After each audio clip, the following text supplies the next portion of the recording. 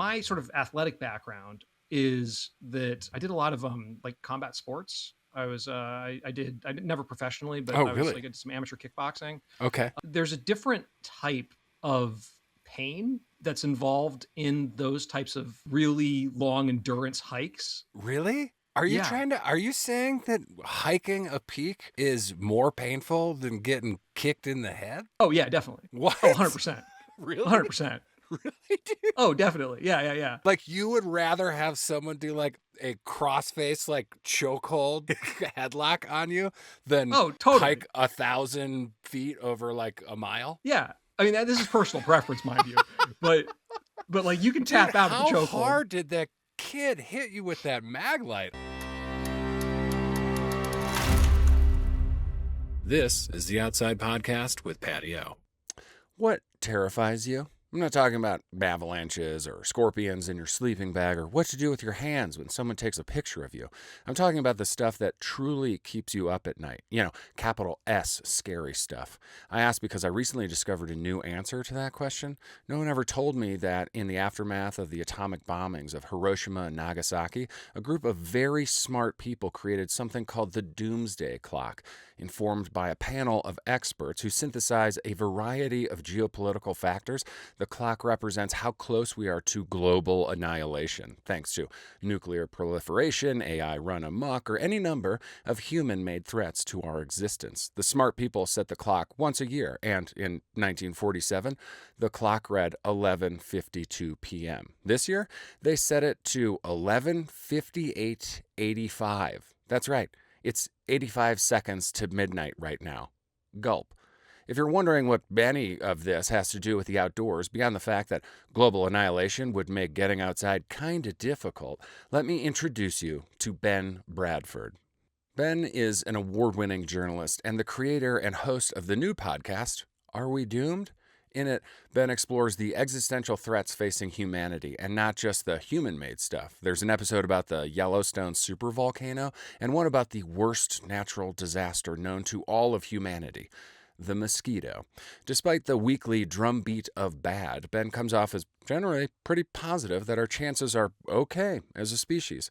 This is partly due to his extensive shoe leather reporting, which ensures that hysteria never overtakes the facts. And it's also due to his ever-growing appreciation for how remarkable this planet is, and we are, at facing any manner of challenge.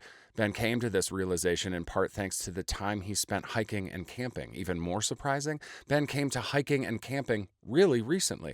It wasn't until he was in his 30s that a few enterprising friends and a trail-obsessed love interest, dragged him, not entirely willingly, into the outdoors on a regular basis. And since he got there, he's been able to see things like space debris bouncing off our remarkable magnetosphere and geologic time laid out in desert rock formations, and appreciate our unique place in it all.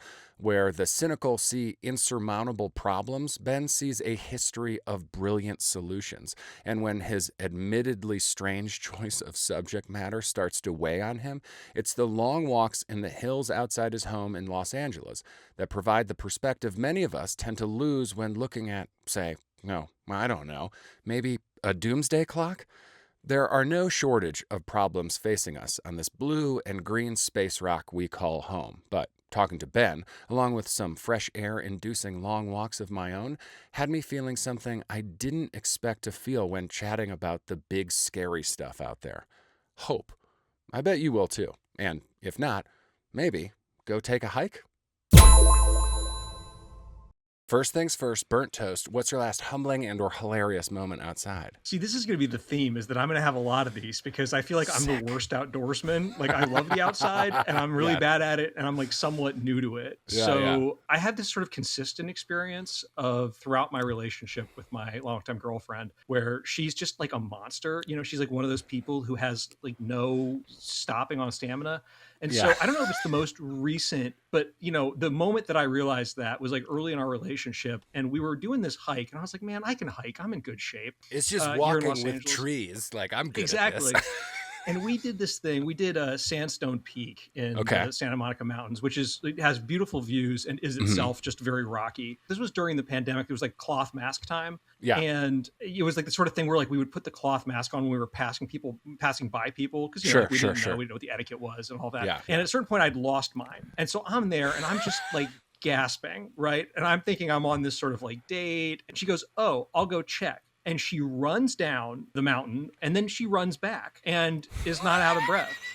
And it was very humbling. And that has sort of defined our relationship, which is her bringing me to beautiful places where I'm just like nearly dead. I can't wait to talk about that more. I also feel like very aligned with you on this. I feel like we are brethren in this, good. because on one of like our first outdoorsy dates with my wife, I was just like huffing and puffing trying to keep up with her, and I looked at her and I was like, I'm really sorry that I'm going so slow.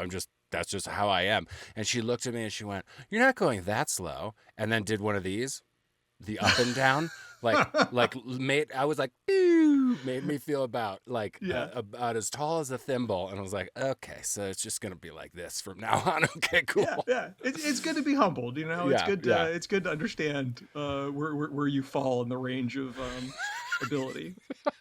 Yeah, it's like, oh, athletic, and then there's me. All right, let's get into it.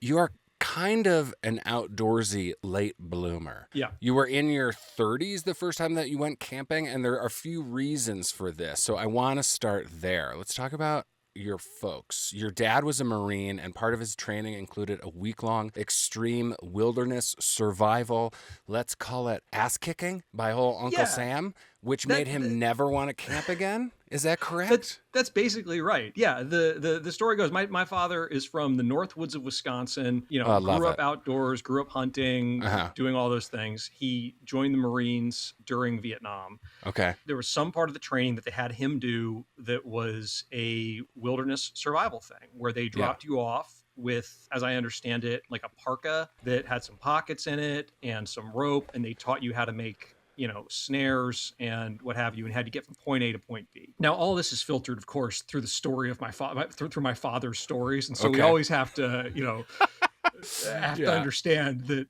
there's a certain amount that our fathers maybe embellish. So I don't know. This could be dead accurate. -40 out. I was naked, and all I had was a Bowie knife. That's exactly right. I mean, that is essentially the story. And so he apparently snared one rabbit over the course of this trek, over courses of days. Had no way to cook it via fire. So just basically had one meal of raw rabbit, and otherwise was sort of making his way outdoors. And so we never camped. He never wanted to after that. Yada, yada. We never camped. Okay.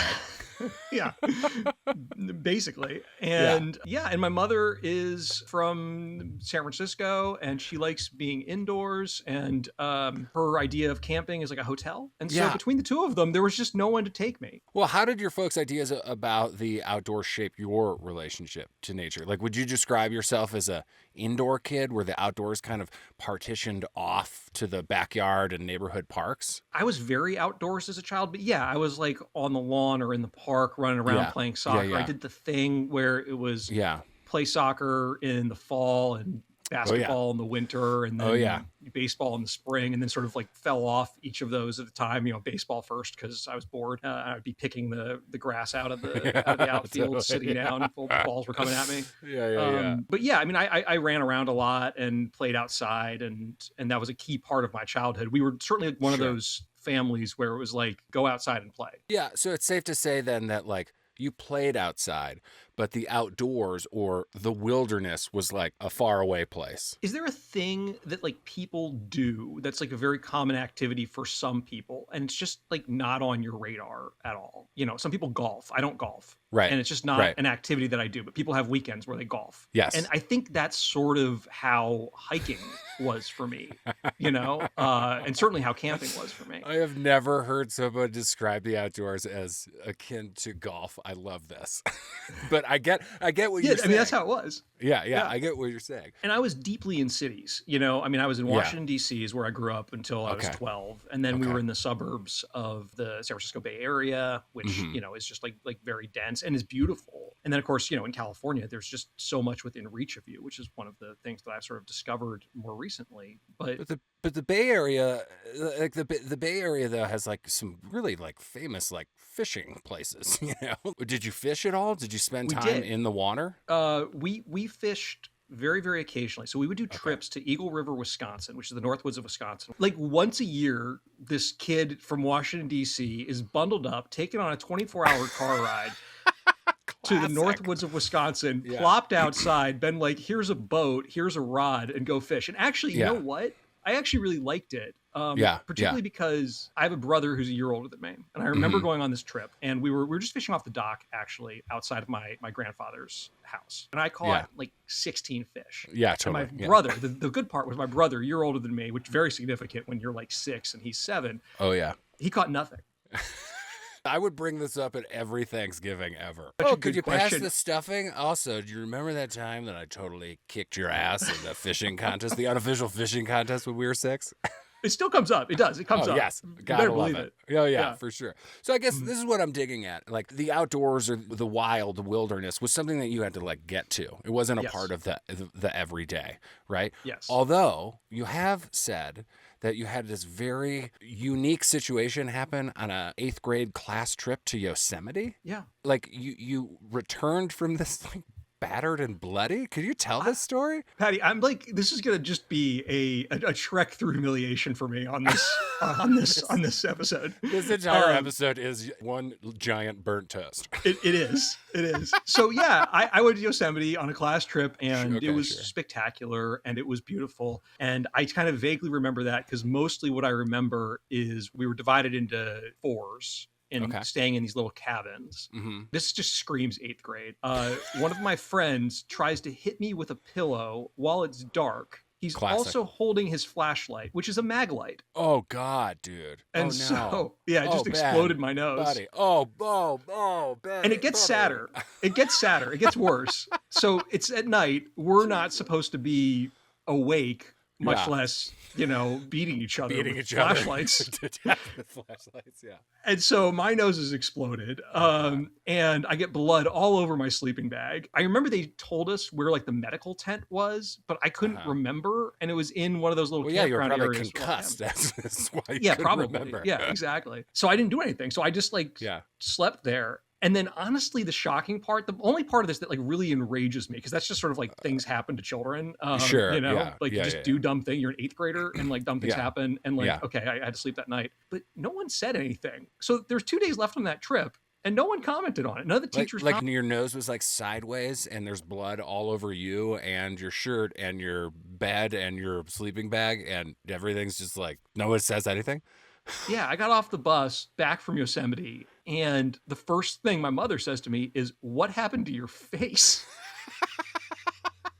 Oh my God! Yeah, because I bet by now, you probably have 2 black eyes. Oh, You're swollen. Totally. And you haven't seen a lick of ice. Okay, imagine an 8th grader, but with a nose like this. Yeah, listen, Ben, you've got a beautiful nose. That's a beautiful beak you got there, buddy. That's lovely. Thank you. Yeah. So, there's a reason that my show is animated. I'm curious then, if that is your, one of your big outdoor experiences, your formative outdoor experiences, then what in the hell instigated the first camping trip in your 30s? Okay, here's what it was. And actually, it was awesome. So I moved to Sacramento and I had that experience where I was working there. I was covering the state capitol as a reporter, and I knew a couple of people there. I knew a husband and wife who were both my ex-roommates, who are like lovely and some of my best friends. But other than that, I had nobody. And I very quickly fell into having these communities, these sort of like incredible communities where I had met people there and was like, hey, I need friends. Want to be friends? And they were like, yeah, which was awesome. Nice. Yeah. And so this crew went on an annual beach camping trip up in Mendocino County. Sweet. And it would be, 25 people, and you actually can camp directly on the beach. There's an RV park called Westport Beach, and it's mostly RVs, but you actually can book camping reservations on the beach itself, which like I have like only since then sort of found out how I think rare that kind of is, Yeah. and sort of how sort of special that is to Hmm. walk out of the tent and the ocean is right there and it's like really lovely. And so it was sort of like, okay, everybody's doing it. It's sort of a big party. And I remember, oh God, this is so embarrassing. I mean, I remember I was scared. I What was about it scared. scared? I mean, I don't think that's surprising to me given your, your Right. other experiences, but like, what was scary about it? Yeah. I mean, well, mostly it was, I think like someone's in the middle of the night going to come into this tent and hit me with a Maglite and then leave. Yes. Um, And then no one's gonna say anything for 2 days. no one's going to say a word about it. Until my mom sees me, it's just like, oh God, your face. Not again. Yeah. I think I was worried. It's so funny to look back on. I was definitely worried about like, how am I going to set up the tent? Yeah, sure. And the answer to sure. that was simple, which is my friends were going to do it for me before I even got there because they're lovely people. Yeah. And I think it was, what is this experience going to be kind of away from everything? Am I going to feel trapped? Yeah. Oh, ooh. Okay. And so that was, I think, what I was worried about going in. Well, how did it end up going? I loved it. Oh, I loved it awesome. so much. And the best part was sort of the community aspect of that was great. I was around all these Yeah. people and all these friends. And I think it's still my favorite part of camping, even if it's a small group or a big group, is just you get to kind of like lock in, in a way that's so hard in our lives. Yeah. And yeah. I feel very married to my phone, partially for work, partially because Sure. of just like the way and so like not having reception is just such a huge blessing. And so I think it was the community aspect of that. And it was a moment where I was like, yeah, these people are really like my people. You've described this trip as like the jumping off point for your, Yeah. let's call it adult outdoorsiness. And it Yeah. sounds like it was equal parts vulnerable and really transformative. Was there a specific moment during that first camp out that made you feel like you crossed a threshold from nature observer to participant? I think it was when it was over and we're packing up and it was like, I don't want this to be over. Oh, okay, great. Yeah. Yeah. Yeah. I think probably that. I mean, there's certainly moments that I remember from that and from subsequent trips, just everybody around the fire, cooking meals, just, lying around outside. Again, you're on the beach Yeah. in California and it's like, Yeah. it's not like LA beach. It's colder, windier, Northern California beach, but still, I mean, it's just the kind of the beauty of that, sitting there for an hour and just kind of watching the waves. There are Yeah. all those kind of moments, but I think Yeah. it's that thing at the end where it's like, oh, this was great and I could be here longer. I think I was like, okay, I like beach camping with like 20 people, but does that mean I like other camping? I don't know. And then I had to go on other trips to be like, oh yeah, well, I very and much that's do. that's my next question. Like, how has your outdoor participation expanded since that trip? Like, what was the trajectory? So I remember there were like a few things that happened to happen in succession there. One was that I have a cousin who lives in the Bay Area who was a PE teacher, and he would always take his 8th graders out to Mount Talek in Tahoe, which I think is the 3rd highest peak and is a really sort of amazing hike and not an easy one. I mean, probably easy for people who are listening here, but not easy for me. I remember he organized a trip he has 2 brothers and we're all really close. And so the 4 of us went out and did this hike in Tahoe. That was this like beautiful experience. It was hard. It was cold at the top, but it was like warm at the bottom. And that was, again, this thing of like doing this together, but also just, you're just huffing and puffing for such a long time that you have no choice, but again, to just sort of experience where you are. I have been backpacking once. And if you remember that story that I told you about hiking with my burnt toast story, Yes. it was basically that, but backpacking edition. Okay. Yeah, I thought we were going to go 3 miles. We ended up going like 5 miles up a mountain, which again, Yeah. Patty, I know it sounds like nothing to you. It sounds like nothing to you. No. And, I get it, man. I get it. It's all relative. that was like a fun experience, but also just absolutely one of the most physical experiences of my life for whatever reason. I mean, maybe it was, I don't know, maybe just not having that kind of conditioning. But you know what I really want to do? I want to go to more national parks. So I went to Moab a couple of years ago now, and we'll talk about this, I'm sure. But in terms of doing this podcast, there's 2 different things that relate to the outside, I would say, right? Yeah. One is how we destroy it. That's a key part of the dooms that we're looking at. Yes. But the other is how it destroys us. And so, we have an episode that's about the supervolcano underneath Yellowstone, and the headline there is we're good, we're fine. Yeah. But like, if you like the hot springs, say thank you. The geysers, say thank you to the supervolcano.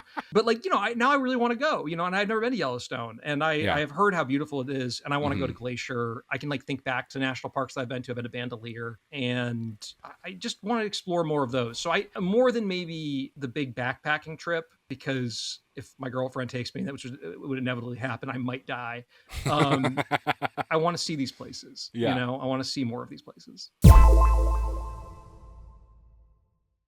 What have you become most comfortable with outside that formerly intimidated the hell out of you? I would say two things. I mean, one is just being able to feel very comfortable going out and doing a hike of however indeterminate length and making sure that I've got enough water and I've got enough snacks and that I'm going to feel not worried about it in any way. And that's again, because I've had all the other experiences of like, not having enough water, which is like one of the worst things. The other is just like, I can lead the really simple car camping trip and I can cook for everybody. Like, I think one of the things that's fun is you can figure out how your other skills apply. So I already could cook on a grill. I could cook over a fire. And then things would happen where it's like, oh, nobody brought any kind of spatula or, utensil to flip this thing. It's like, okay, well, I can crush a beer can and turn it into that. Nice.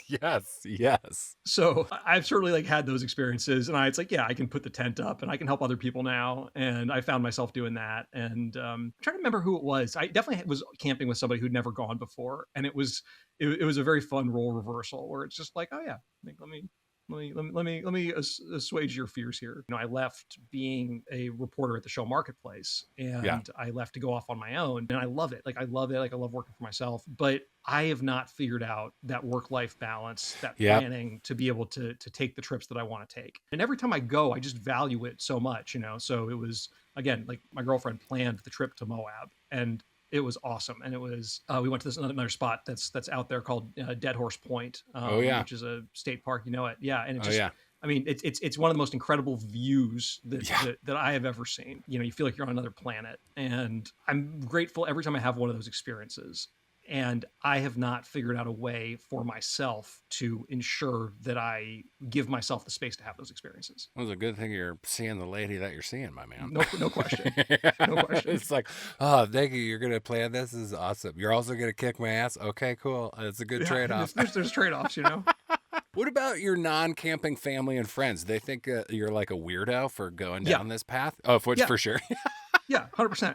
My brother, every time, my brother sends me memes about how ridiculous it is to go be sleeping outside when you could be sleeping in a bed, to forego electricity. Yeah. Let's talk about the value of that then, because do you think that discovering nature later in life made you appreciate it differently than somebody who, say, grew up immersed in it? Yeah, I do. I think that there's something that's been really cool and rewarding for me to learn, oh, this is something that I like. This is something that I want to do more of. This is something that I want to find more reasons to do and continue to advance so that, in 3 years, if I come back here, I'm like, hey, I have done the big backpacking trip.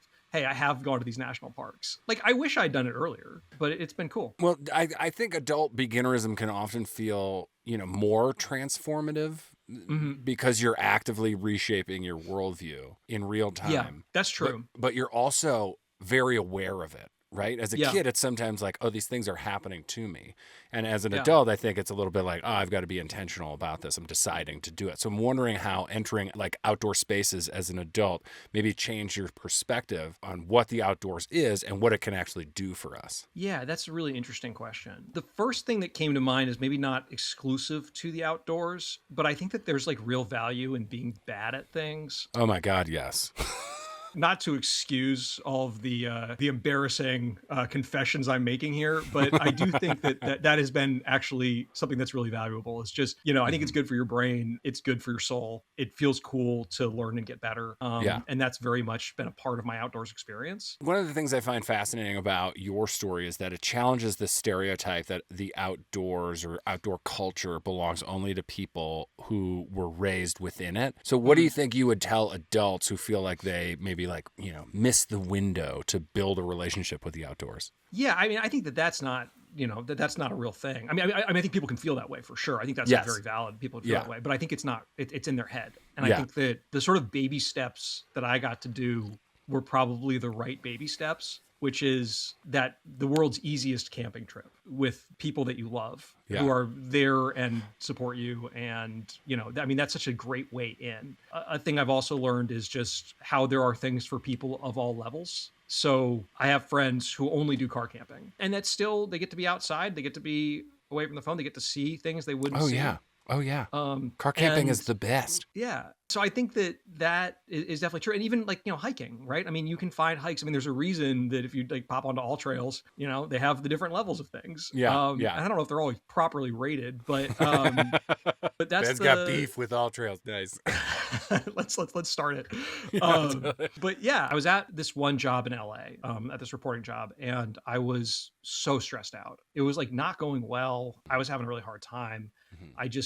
It was tough. And a thing that I started to do was just go on the weekends to Griffith Park and just hike around Griffith Park, which is sort of, again, like kind of this magical place right next to Los Angeles. And it's huge and it's incredible. You can just go get lost in it. And it became this thing where on Saturday or Sunday, I would just go up and I would spend, 6 hours just walking around out there. And, I'm literally 20 minutes from my home. But still in this area where you can get away from seeing any buildings. I would come back from that. So it was just a pressure relief valve. What we're seeking a lot of times, like in the outdoor community, I feel like we say like, oh, we really want to get out there. Yeah. I really want to, I want to do something big this weekend. I really want to feel like I'm getting out there. And really what I feel like that is like code for like, I want to get away from this stuff here inside my home. My phone, my email, the to-do list. I'm supposed to like build that fence out back and I'm supposed to paint it. And I've had this thing done. I just want to get away from that stuff and have it all shed away and just be free. Is that what you were seeking? And do you think that's still what you seek every time you go on a hiking or a camping trip? Like, I think that's part of it, but there is something else just about how big the world is and how you can see that. You go up to Griffith Park and you're in the hills, you go up Mount Hollywood and you look over, you get to a point where you can look over the city and the sky is so big. You're not, I grew up in cities and, just with buildings over me. I'm sure this is cliche, but I think it's true. And I think it's cliche because it's true, which is that it's humbling and it just like makes you feel part of something bigger. Well, I would like to talk about some specifics of feeling humbled, or maybe specifics of getting humbled. How much of your outdoorsiness is a result of your gal's ability to, quote, aggressively hike, you've called it? Yeah. I mean, that's like a key part of it. But I will say before we were like the camping stuff, that was before we were together. My intro to it. And that story I was just telling you about hiking Griffith Park, that was also before it. So I certainly had an interest, but definitely she has kicked it up a notch and continues to. And it's like one of the great things is that, she pushes me and she does the planning for those things. I would not have gone to Moab without her planning that trip. How exactly were you introduced to your girlfriend's aggressive hiking? Was it early in the relationship? Yes. Okay. Tell me that story. So here's what happened. Yes. We worked together, but didn't like know each other that well.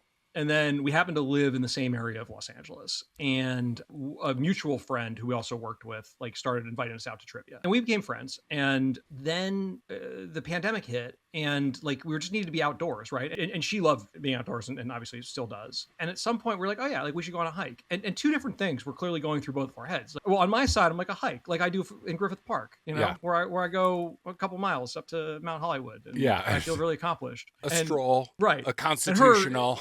And her, it's like, let's go up Mount Baldy with in a weighted vest. And so it was really funny because I very much remember going on the first hike and she chose it. And she has a book of trails in Los Angeles and she checks off each one that she's done. And she's like committed. Someday she will finish this book. Nice. I like it. The problem is that, you do the most scenic ones first, the most impressive ones first. So at some point there's going to be some gulch, just by the oil rigs in Los Angeles. And she's going to be like, well, we got to go. I got to go. It's on the list. This needs a check mark. We got to do it. Yeah, classic. So we went on this hike, and I'm very much thinking like, okay, I'm good. I'm in shape. Like, I hike all the time. What's the issue? And I had never experienced or thought of that incline as a viable thing. And so what I got introduced to at that moment was this idea of, I'm not just going for a walk through beautiful terrain. I am doing this slog. Yes. I'm putting one foot in front of the other, no matter how painful it gets, just to kind of keep up. And that was, literally introduced me to a different form, which, it must sound so obvious, but really introduced me to like literally a different way of thinking about what that activity of hiking is. Yeah, different way of seeing yourself and what you can do outside. Yeah, but also, if you'd said, what's a hike? I would have said it's walking outside. And hopefully in a nice area. It's like going to Muir Woods. In the Bay Area. And if you'd asked her, what's a hike? It's, let's slog up a mountain for the reward at the end of it. For that real type 2 fun. Listen, like, I don't want you to feel like you're alone in getting worked by the one that you love. Like, I have considered myself to be inside the gooey center of the greater outdoor community since my 20s. And I, too, have gotten myself way over my head out in them hills because the woman I love to smooch, my beloved wife, has said, oh, dear, it's just one more switchback. So, dude, like, samesies. But, like, I do think that type 2 fun, like, those experiences are really valuable because very often my extra athletic wife pushes me way out of my comfort zone. And as sweaty and as painful as those things can sometimes be, they're worthwhile. They teach me a lot. So for you, what have those types of hikes taught you about trust and relationships and yourself? I think you just said it in a lot of ways. I think about that backpacking trip that we did, which was like, again, like the world's like tiniest, most baby backpacking trip. But I was so tired by like mile 1.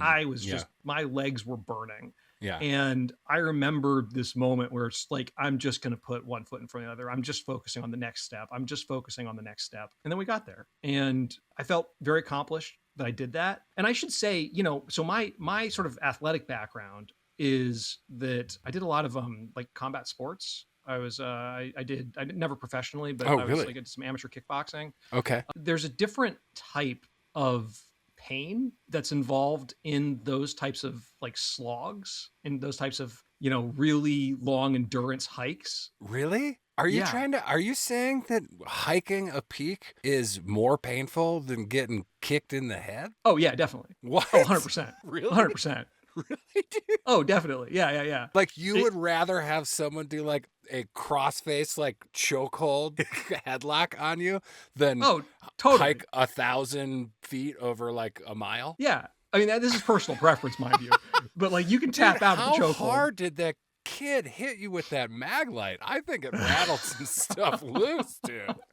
This is hilarious. Yeah, they're different types, and we can get more into that, but there's just like very different types of pain there. And the thing about hiking, those types of peaks, the thing about any of those endurance sports in general, right, is the degree to which you have to just sort of like live in the pain. Yeah. And that is something that like I have very much learned from those experiences. What I do find is pretty funny here about your relationship is that you're in a classic outdoorsy relationship conundrum, which is where one person is objectively the more experienced human when it comes to specific outdoor pursuits. So how does this imbalance play out in your relationship? Do you guys manage it well, or does it create tension? No, it's great. It's great. A thing that I love is that I get taken on to these new experiences, and my girlfriend is great about, well, I would say relatively great, like does her best to pick things that she feels are achievable.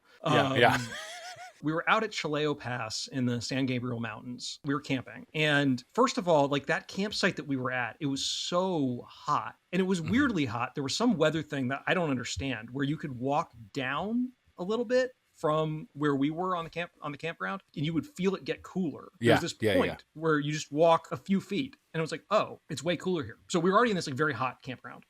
And then there was this hike, not a crazy hike, just like 5 miles probably, something like that. Very simple, but I didn't bring enough water. And then we went off track at a certain point. Of course. And that's the feeling that has like stayed with me when I think about that trip is just how shaky I was because I had heat stroke. And so I was fine. We got back and, was able to kind of cool down. But Mhm. that was a moment where it was like, oof, that was really not good. And I don't know that it created, relationship tension or anything, but it was like, I gotta be careful. That was like a real check there and a new experience. Let's talk about your new show because it is Sure. absolutely fabulous and Thank you. highly entertaining. Despite your relative newness to the outdoors, your new podcast, Are We Doomed, has a lot of outdoor things in it. It does. Yes, you're investigating the biggest risks that we're facing as, a species today, like nuclear war, AI, another pandemic, yay. But also things like asteroids smashing into the planet. And Yeah. won't they blow supervolcanoes? Even the potential for mosquitoes to be engineered into bioweapons, which, by the way, has a special way of freaking me out. Oh, okay. The Yeah. show is absolutely great. It's really Thank funny. you. It's really informative. It's really entertaining. But you've said that you keep a running list of things that could destroy our world. And there are currently, if I have this correctly, 141 entries on that list.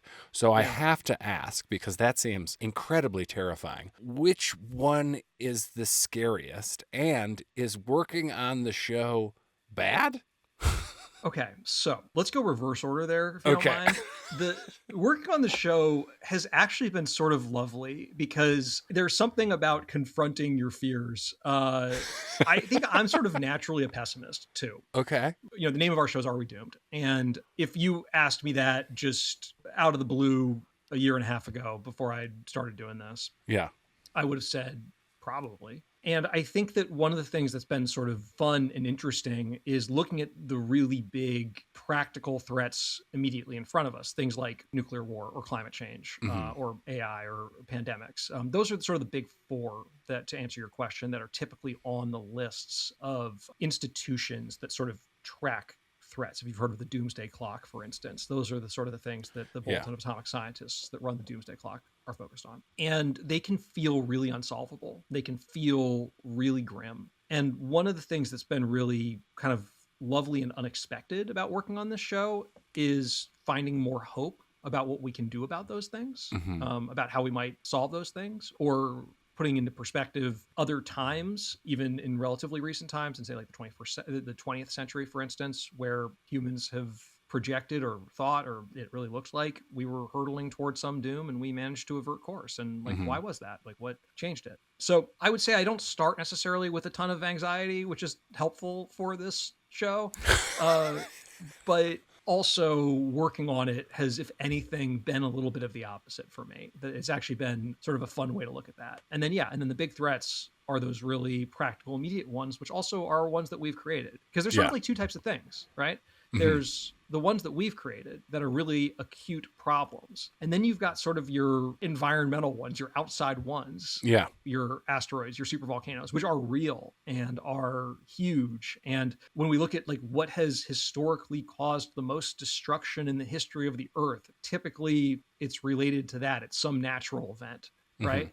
But Mhm. they happen on such a time scale, on a time scale of geologic time. They're not nearly as immediate as the ones that we ourselves are creating. Do you think that the subject matter and the interviews in the episodes affect your ability to enjoy the outdoors? Like, do you feel like you're like, kind of looking over your shoulder a little bit more than you used Honestly, to? I think it's the opposite. Okay, explain that. How then? So I was telling you that I was thinking about the Perseids, and I remember going out Yeah. and seeing the Perseids a couple of years ago, Yeah. and just lying on my back outside over by Castaic Lake and looking up at the sky and seeing them go by, and it was really cool. And now I think about what that actually is, which is it's essentially the particles from a comet that pass by. Mhm. And what's happening there, the reason we see those lights in the sky is because those particles are burning up in our atmosphere. Because our atmosphere and the magnetosphere, the magnetic field that the Earth creates, are these amazing things that allow us to be here. And there are all kinds of things otherwise that would make Earth very inhospitable. Mhm. Like why do we not look like Mars? Well, one of the key reasons is because we have this magnetic field around us that lets our atmosphere hold in, so that then when the sun blasts off solar flares and other types of what's called solar weather, which is like really underselling what the sun is doing, because I don't know if you know, but the sun is very explosive. And quite hot, Yes. and somewhat angry and nuclear. And so that all holds it in. And so when you think about what you're seeing on the Perseids, one, you're seeing this enormous comet, the Swift-Tuttle comet, right? And basically these particles are ejected from it. And so that's kind of amazing. That one is not on any trajectory to land into us, but other ones at some point could be and have in the past, and have very famously done in the dinosaurs. And then two, you're seeing sort of like our Earth's natural defenses, which is what allows you and me to be here. And so I actually think that, like, I think about that a lot more, and that's been kind of like a lovely addition to my outside experience. How much of your outside experience do you think is like directly impacting the show? I mean, that's like a direct line, right? Laying back and watching space missiles get burnt up by our atmosphere. It's like, oh, maybe I should look into this. That's pretty cool. Do you think that you were asking these types of questions your entire life, or were they directly influenced by, you know, looking at a night sky, or looking at rock formations in the desert and trying to understand geologic time as it relates to humanity, or staring out into a beautiful vista and coming up with some type of question that then you're like, I'm going to walk down this research path? In some cases, like, that has happened pretty directly. You know, if you go to Moab, and you go to look at some of the rocks, you'll see this sort of black stain on some of the rocks. There's a lot of theories about what that is and where it comes from. It's very old. That kind of tarnish. And one of the theories is, could that have been a form of life that essentially existed before the form of life that led to us, right? That we evolved from, right? Basically, could there have been life that formed, went extinct, and then life reformed again from the, you know, amino acids, the basic kind of building blocks of life on Earth? It seems like that is probably not what happened, that is probably something else. But it's a cool what if. It is a cool what if, and also, like, we don't know if life could have formed multiple times. We're doing an episode right now that is sort of related to that, which is, do you know the Fermi paradox? No, what is that? The Fermi paradox is named after the physicist and Manhattan Project guy, Enrico Fermi, and he asked, "Where is everybody?" Meaning, like, where are the aliens? Why don't we see anybody? Like, where are people? And you get this kind of this math. There's kind of a math problem around it, which is this idea of there are, you know, countless stars, and countless planets should be circling those stars. And on the timescale of billions and billions of years, we're kind of late to the game here on Earth. Earth's only been around 4.5 billion years. So if there's 10 billion years before that, like, imagine where we could be in a billion years if we don't blow ourselves up. So that becomes the thing. Is there's a theory, one of the theories about that solves what's called the Fermi paradox, is maybe we blow ourselves up. Maybe all civilizations, maybe the reason we don't see anybody is because civilizations are destined to blow themselves up. If they discover the technology that allows them to... So, right, it's very dark. But it's not the only answer. It's not the only answer. And so one of the answers, Ben, tell me the other answer, for crap. It could be that we're really rare, that life itself is rare. And so we have an episode that sort of explores that. And the answer looks like it's probably not that life itself is rare. Like, most scientists these days don't think life itself is rare. However, for almost all of Earth's history, what was life? Earth's been around 4.5 billion years. Life started pretty quickly. And for 3 billion, it was just slime. It was just slime. So maybe... you know, maybe we're rare, and you look at sort of the things that had to happen to get to us. And so I actually find that, going back to sort of like talking about, like thinking about Moab and thinking about the geology of that place, where you're seeing these layers of the Earth that really extend back millions of years. And that is the smallest little drib of time since our planet's been around. And that is both very humbling, but also makes me think a lot about some of these ideas that we're exploring. I love how the show pokes at your fascination with geological time and our place within it, because I find it fascinating. And the reason that I love that you bring up Moab is because I happen to believe that the Four Corners area of the country is unendingly interesting. People have lived in this area since people were people, and they have thrived in seemingly inhospitable areas. And you can still see the evidence of that today. And I mean, it's thousands upon thousands of years. Sometimes that makes me feel, you know, in awe. Sometimes I'm like, I can't believe we've only been here for this little blip. Sometimes it's a bit anxiety provoking, like, oh, look what we've done. You know, when you stare out, you know, at a place like, you know, Dead Horse Point in Moab, or another beautiful vista, say in Southern California where you live now, what feeling do you get in terms of geological geological time and our place within it? Is it liberating? Is it anxiety producing? Is it both? Yeah, it is, because I think of two different things, right? Just, okay, if humans went away, if we just blew ourselves up right now, we've probably not been around long enough that if you were to go a few million years into the future, there would be a fossil record of us, right? There probably wouldn't be a trace of us. Is that sad? How should I react to that? I don't know. I think it is a little sad. I think that makes I me, think yeah, it's, that makes me sad. I'm sad, Ben. you know what I think it is? I think it's like it makes me feel disappointed in us Yeah. if Yeah. we blow ourselves up. I mean, Well, like, for sure. But also, I feel like it's like definitely if we blow ourselves up, all that we've done is just been disastrous, yeah, and none of the beautiful things about humanity will survive. But it makes me feel like what a shame for that beauty to be lost, no matter what has I happened agree. to it. I completely agree. And then there's this flip side, which is Okay. like, Oh, God. Thank can God. you imagine if we make it through this period of Mhm. turmoil, if we figure it out, where do we go from here?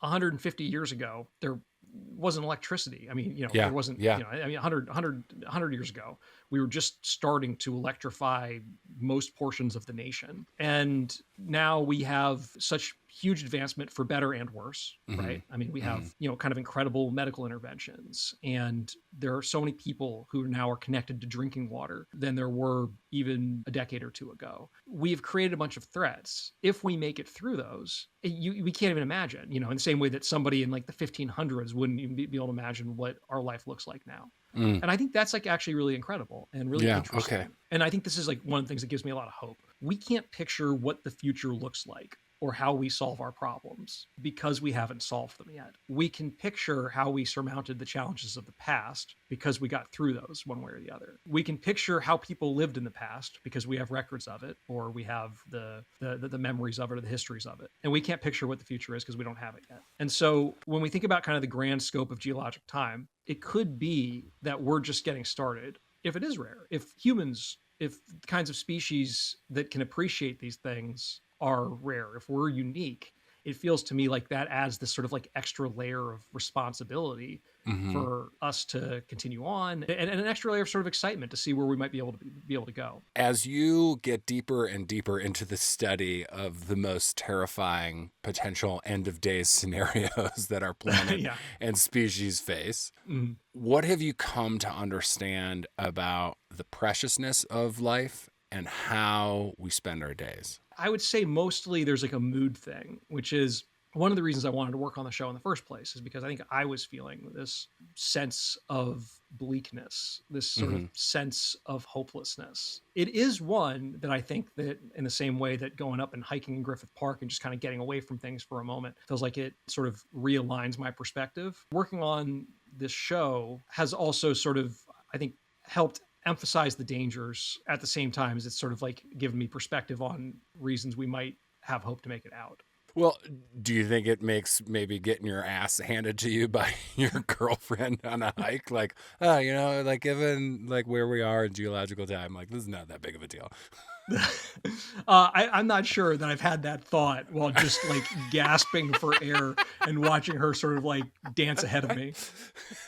Maybe it would be good to go back to primordial goop. I'll tell her that next time. It is now Yeah. time for the final Let's do it. ramble. One piece of gear that you cannot live without. First time I went on a beach camping trip, all terrified. Yeah. Friend of mine who was not going on the trip, the one person of the two that I knew in Sacramento, hands me his AirPad for sleeping on. The camp AirPad mat. full of Yeah, sleeping, yeah. his Yeah. camp mat. And he great. says this is the difference between people who like camping and don't like camping. Yeah, good answer. And I like That's a good camping. answer. There you go. Best outdoor snack. Hiking Mount Talek, my cousins made fun of me because we were at the supermarket Yeah. the night before, and I bought some of those like fruit rolls, not fruit roll ups, but like those like fruit rolls that are sort of the natural-ish ones that are usually in the vegetable aisle, and they're basically dehydrated fruit. Oh yeah, like and like on like that little, fruit jerky type deal thing. Yeah, exactly. Yeah. Exactly. We got to the top of Mount Talek, and nothing has ever tasted better than that sort of like fruit jerky. And that is my favorite. If no one has ever told you this, then please allow me to be the first. Basically the only reason or the top reason to do anything outside is for the snacks, dude. Yes. Oh, I love that. 100%. Cool. I mean, I have gone on like backcountry skiing jaunts that were total BS, like absolute horse crap skiing. But I had coffee cake in my backpack, like an entire store-bought coffee cake and like a thermos of vanilla latte. The best. Did I feel guilty for eating an entire coffee cake? No, absolutely not. Why? Because I went uphill. Yes, dude. Treat yourself to 12 donuts. That's very validating. Great. Go after it. What is your hottest outdoor hot take? My hottest hot outdoor hot take is probably pretty cool and mediocre. Lukewarm take? I feel like it's good unless there's bugs. Oh, nice. Yes. I would rather deal with wind. I'd rather deal with rain. I'd rather deal with extreme heat or extreme cold. Bugs? Absolutely not. The one trip I've left so far, the one trip that I've left in the middle of the night is because it was a yurt. It wasn't my own tent. And there were just too many caterpillars on me. Not that there was a caterpillar on me. There were too many caterpillars on me. Okay, I did not see caterpillars coming into this conversation. What? Yeah, we were on a date farm in a yurt. You could guess this was not my idea. And this is hilarious. Dude. There were some lovely things. I've never seen the moon be brighter. It was one of those nights you could walk outside and it was like almost daytime because of how bright the moon was. It was lovely. And then we went to go to sleep in the yurt.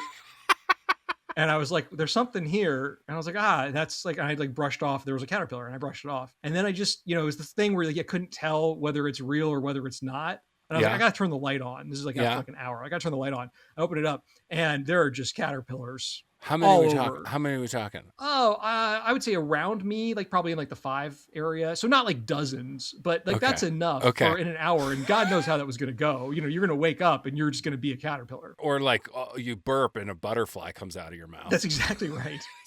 Maybe you guys are like, no problem. That's fine. But for me, I was like. Nobody wants a monarch coming out of your schnoz or something like that. I couldn't agree more. And like, clearly they liked our heat.